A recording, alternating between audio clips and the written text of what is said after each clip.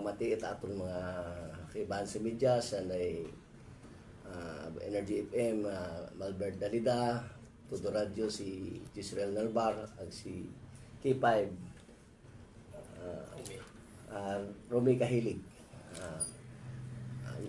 Yan tawag ka sir na LP natabo yung stabbing incident sa Barangay Badyo. Kabi mga alas city gabi nga to. Na naging biktima na ay si Victor Magpusaw, yang kipamatian, 49 anyos, residente bubog naman si Aklan. Okay. Sir, alin nyo para sa nga latest update sir regarding sa yung kaso sir? Suspect nga ray at large pa makaroon nagsige para manhan kinikana tatong mga operatiba. Ag sa among investigasyon nga ra ay nagainom-inom mo talaga sa nagkuhan nga raro suspect nga si Isaac, si Jesse Isaac Nemes ng Kiniro, ibano anang brother nga si Noel Nemes ag si John Ray Patricio nga sa Nambagay. Okay. Tapos mga alas 5 nga rin nag-apot yung biktima nga si Victor nga raki ba na ng living partner. Ag nag-sambu, nag-ibano, nag-inom ka to. Tapos nga di nga rang si Victor ay ginsoknaan ba ni Juan ni Mes nga ginkaon ko ro anong manok itayam. Ni kanyara mangod ni Victor Magpusaw nga si Richie ay ginkaon kay Richie nga ayam ro manok ni Nimes kara. Oo. Ang isaga pa ay si Nimes kara ay medyo may problema ba sa anang Juan dahil bugag sa nakanang living partner anang unga ka sa anang living partner na ginabuga na siguro medyo makan yung garimaw depression man. At siya paggandayan si Pan Kuno nga si Victor ay makulit kuno kay tatay, makulit ba kuno makulit sa tatay ni Miss Karane Isaac.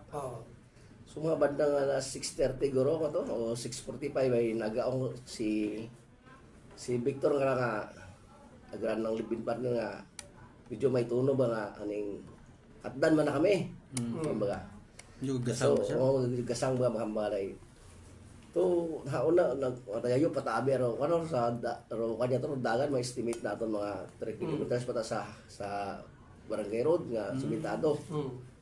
Ay nauna baktas ro anang living partner kato. Aga sumunod si ro biktima ka si Victor. Manangan takno ay una man giling sumunod sa likod si Kuano kasi nagbato niya ni. Bigla mong buno sa nang likod sang bisis yang. Ag datong ni Kuanyera ni Isaac. Dayon na si Isaac matay bumalik ta sa anang bahay. Ag sini ang si Victor ay nagdagagan dito sa may pagtot highway nga toron nga may wanag nangayot aning tabang. So gintabangan matay mga tawo to. Ag nagtawag kaniya din si atong barangay secretary Badyo nga ka pangit-responde sa pulis. Dayon na iro pulis nato nag-responde man to kay ba natong indari mo ag hadaga mo sa provincial hospital para ano nga karampatan nga mabungi maro atong biktima nga si Victor Magpusaw. Ano sir may okasyon gabi inuman birthday na naman.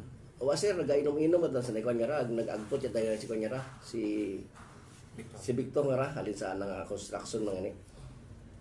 Okay. Kamusta ro status is biktima karon sir? Suno sa atong investigador nga si PMSG Del Rosario ay naka-oxygen dito sa hospital sir. Pero stable na ta sir?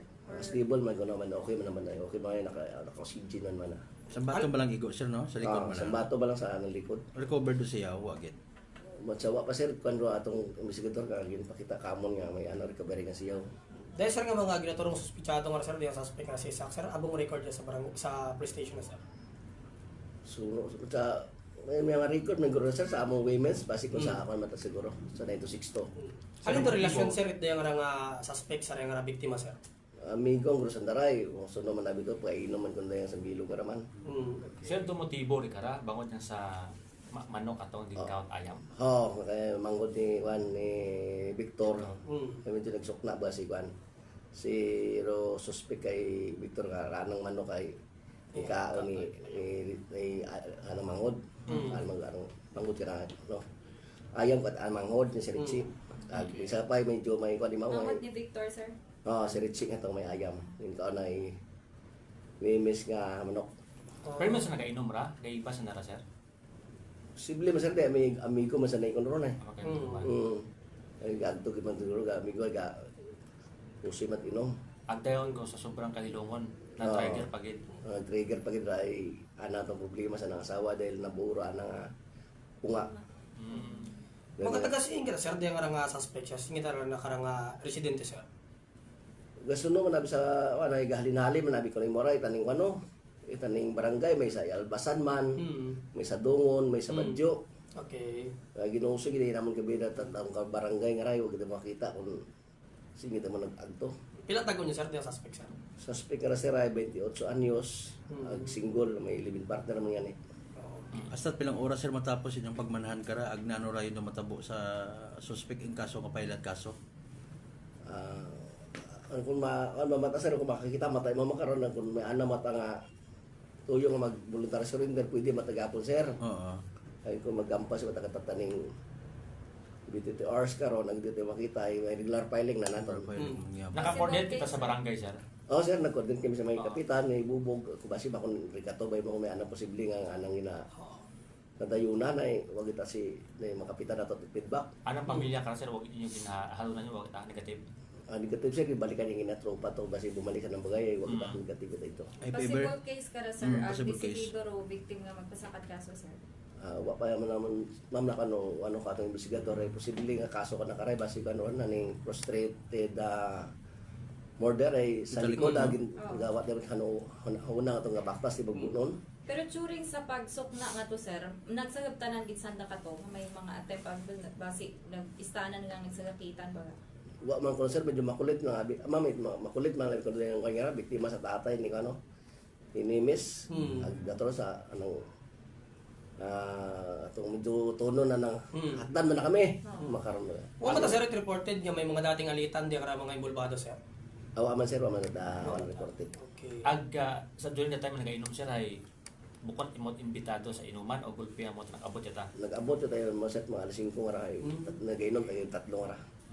So parang ging ano malay mo, sir, ging tawag kara, ging sumbatan baga regarding sa Royin, sir, nga natabo ngon sa nang sapat, sir. Oh, din sa kanyan si sa katunga siguro tayong inuman na yung nagsukna din nga si biktima. Ano suspect. Okay.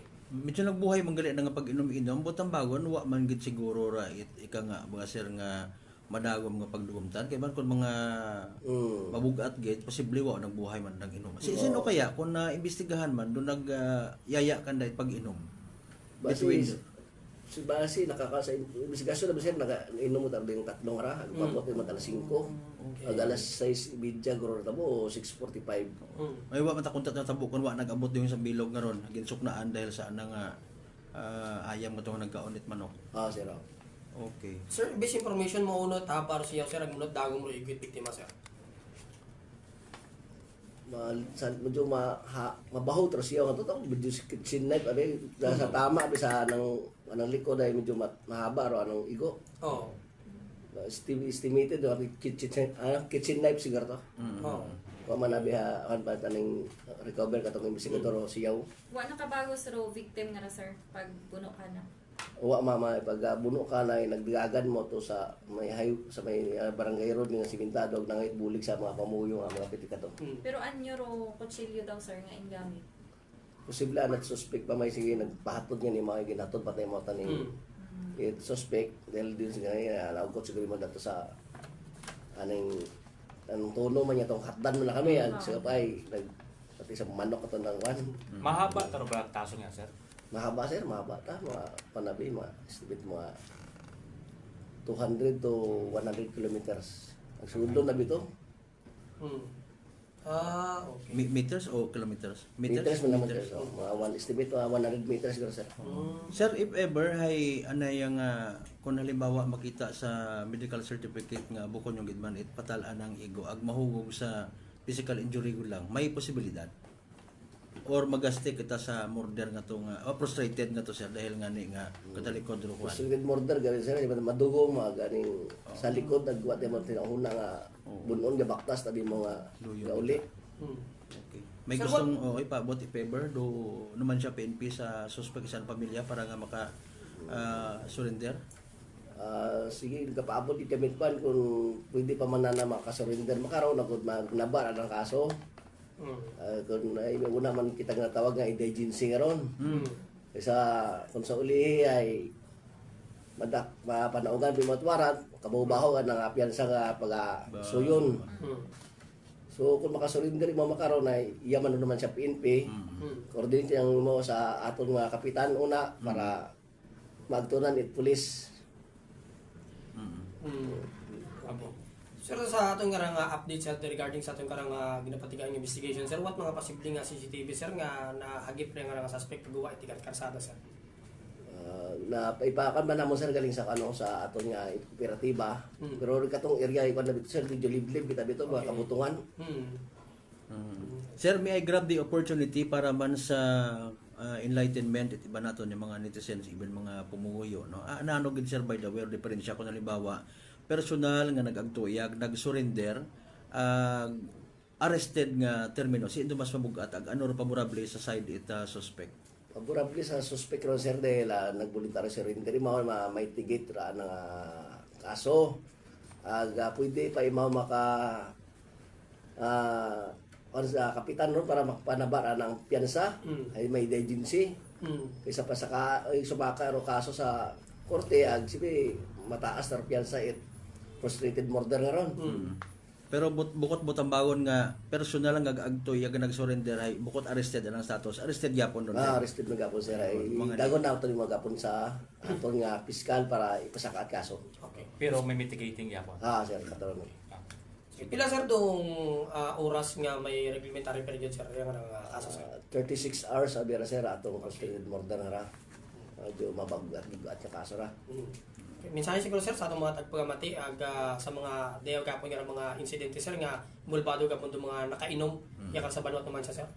Doon yung ganyan mga saan na minsahe lang namo sa mga pagamati. Ito anay pag inom-inom ay control lang ng gid agro mga kung may dating alita ay medyo mag-distansya siguro nga hindi mag-iba dahil kung mahilong mo initan nun ay siyempre katugid na gawar ko kayo ginasumsuman na biro siyakitan na yun mga yung bulbado no ay may okay lang kung may mga wat at mga hinaliban ay mas kan magit nga mag-iwas lang din sa sa mag-initan yun nga inom-inom okay lang mga chill yun nga lumugog din mo lang sir atong ipabos atong pamuyo kabay pa nga magdahan minsan da.